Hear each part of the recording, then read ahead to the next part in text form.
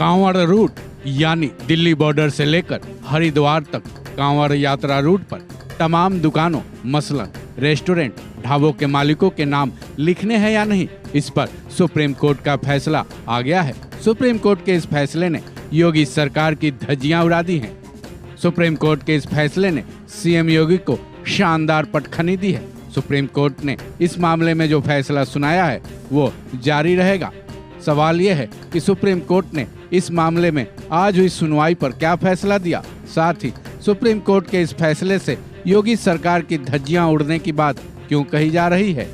गौरतलब है, योगी सरकार ने यूपी में पड़ने वाले कांवड़ यात्रा रूट के दुकानों पर दुकान के मालिकों के नाम और मोबाइल नंबर लिखने के आदेश जारी किए थे, जिस पर पिछली सुनवाई में सुप्रीम कोर्ट ने अंतरिम रोक लगाई थी। इसी केस की सुनवाई में आज सुप्रीम कोर्ट ने यह फैसला सुनाया है कि उसकी तरफ से लगाया गया अंतरिम रोक जारी रहेगा। सुप्रीम कोर्ट का ये आदेश न केवल यूपी बल्कि उत्तराखंड के लिए भी सुनाया गया है।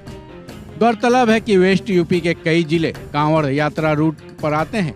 कांवड़ यात्रा शुरू होते ही योगी सरकार ने यह फरमान जारी किया था कि इस रूट पर पड़ने वाले ढाबे रेस्टोरेंट के साथ दूसरे खाने पीने की दुकानों के मालिक अपने नाम का एक बोर्ड जरूर लगाएं। योगी सरकार के इसी आदेश को सुप्रीम कोर्ट ने पहले ही खारिज कर दिया था, साथ ही उस पर अंतरिम रोक भी लगाई थी।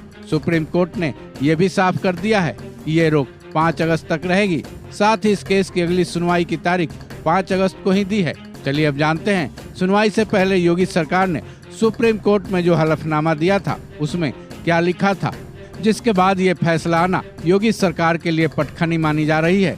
सुप्रीम कोर्ट में दिए गए हलफनामे में योगी सरकार ने अपने आदेश को सही ठहराया, जिसमें यह कहा गया कि यूपी सरकार ने ऐसा आदेश इसलिए दिया था ताकि कांवड़ यात्रा के दौरान शांति बनी रहे। योगी सरकार ने यह भी दावा किया था कि वो लोगों की आस्था का बेहद सम्मान करना चाहते हैं।